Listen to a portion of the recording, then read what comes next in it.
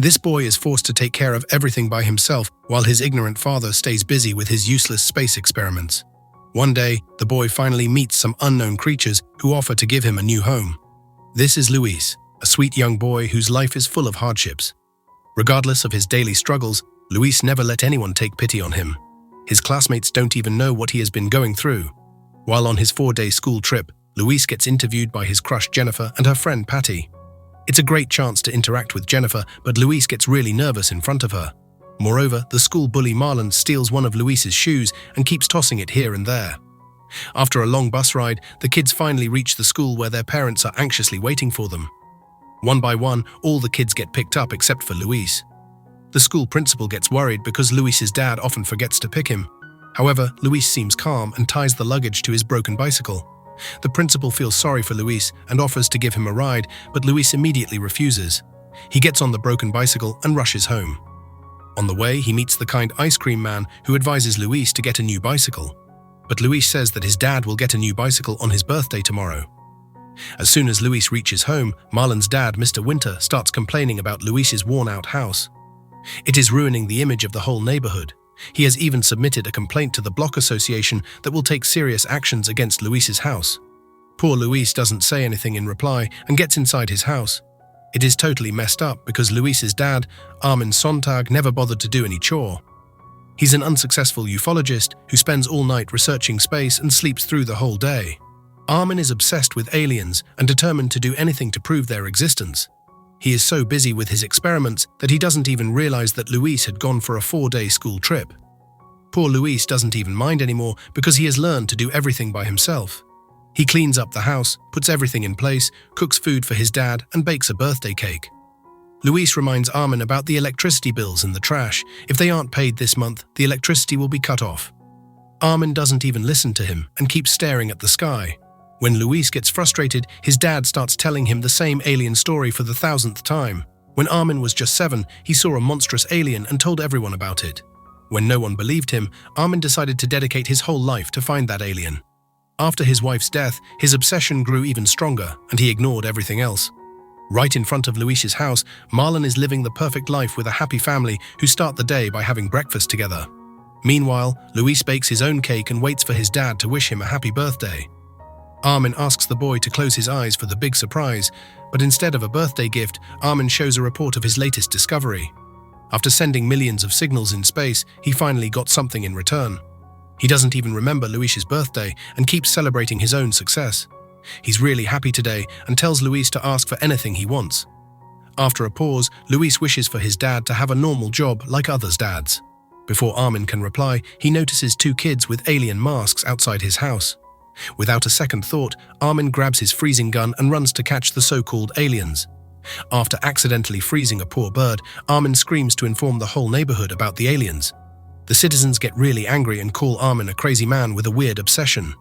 They even call the child service because they don't think Armin is fit enough to raise his own kid. However, Armin is not totally wrong. The aliens do exist, and they know everything about the human world. One of them, named Mog, develops a way to catch TV signals from Earth and calls his friends Nag and Wabu to watch them. After swiping through different channels, they come across an advertisement about a massage mat. The aliens immediately get hooked by the product details and wish to have one of those massage mats. Wabu and Mog rush towards the mini spaceship so they can travel to Earth, but Nag doesn't think it's a great idea. They don't know Earthlings, and what if they are dangerous? Despite his warning, the other 2 aliens drag Nag in the spaceship and they travel towards Earth. Meanwhile, Luis packs a piece of his birthday cake and goes to school. He wants to give the cake to Jennifer, but before he can, Marlon snatches it away. Luis tries to protest, but Marlon's friends throw him in the trash bin. After a while, Jennifer arrives to talk about how the school news club doesn't accept her, but Luis believes she deserves way more than that. She gets happy to hear this and offers to help Luis in getting out of the bin, but Luis tries to be independent. Before he can go to the class, the principal stops Luis and introduces him to Miss Deacon-Dacre. She's the headmistress of a childcare center for neglected kids, but looks really creepy. Mr. Winter has informed the principal about the substandard conditions of Luis's house and questionable activities of his dad. As there's no other relative to take care of Luis, the best option for him is the care center. Luis refuses to cooperate, but the principal clearly says that he wants to see Armin to discuss what's best for Luis. The poor boy rushes home and begs his dad to do something. He doesn't want to live the life of an orphan. Armin doesn't even listen attentively and keeps sleeping. Suddenly, the alien detector starts beeping and Luis spots a spaceship landing just a few miles away from his house. The aliens have chosen this spot because they detected the signals sent by armies. As soon as they land, the aliens start arguing and blame each other for the damage caused to the spaceship. Luis keeps staring at them from afar and gets happy to realize that his dad is not crazy. Suddenly, the aliens spot the boy and try threatening him. When they make sure Luis is harmless, the aliens start asking him about the massage mat and how to get one. Luis is really confused because he never imagined aliens like this. Before he analyzes this matter, Luis needs to hide the spaceship from the sight of other human beings. After putting it in the nearby barn, Luis starts asking the aliens about their journey. He can't believe such an exciting thing is happening on his birthday. Hearing this, the aliens wish him a birthday and start singing their own version of a birthday song. Afterward, they leave the barn to accomplish their mission of getting the massage mat. Luis tries to stop them, but they have already reached the neighborhood. Mr. and Mrs. Winter is going to their daughter's play, so the aliens decide to sneak into their house to watch the television. Luis rushes home to wake up his dad, but before telling him anything, Luis asks what will Armin do if the aliens ever land on Earth. Armin immediately says that he will freeze them with his gun because the aliens can never be nice. Even if they look friendly, they will eventually take over Earth and enslave the humans. Luis doesn't want to hurt the poor aliens, so he doesn't tell anything to his dad. He also grabs the alien detector and hides it in the lower drawer. Suddenly, the phone starts ringing and Luis hides in the room to answer it. It's the principal asking about the appointment. Luis pretends to be his dad, but the principal catches him and gets really angry. He decides to visit Luis by himself, and if he finds the smallest sign of neglect, Armin's custody of his son will be removed on the spot. Meanwhile, the aliens are exploring Marlon's house. They finally succeed in turning on the television and find the massage mat advertisement. They try to order the mat, but don't know how to use the phone. Luckily, Luis arrives and the aliens beg him to order a massage mat. After completing the order, Luis asks the aliens to let him hide with them so the principal can't take him away to the care center. The aliens immediately agree and ask Luis to have some lunch because he hasn't eaten anything since morning. Suddenly, the door opens and the housemaid arrives for her cleaning shift. Nag and Mog run to hide in the bathroom along with Luis, but the maid reaches there too. Before she can open the door, the aliens use the DNA from hair strands to transform into Mr. and Mrs. Winter. The maid doesn't suspect them at all and goes back to the living room. Wabu is still there, but he uses the dog's hair to transform into him. At first, the maid plays with him, but then Wabu starts talking.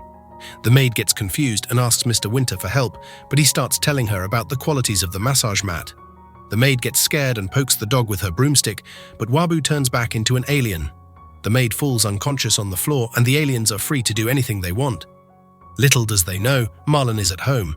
He comes downstairs talking on his phone and mentions stealing his mother's car to drive around with his friends.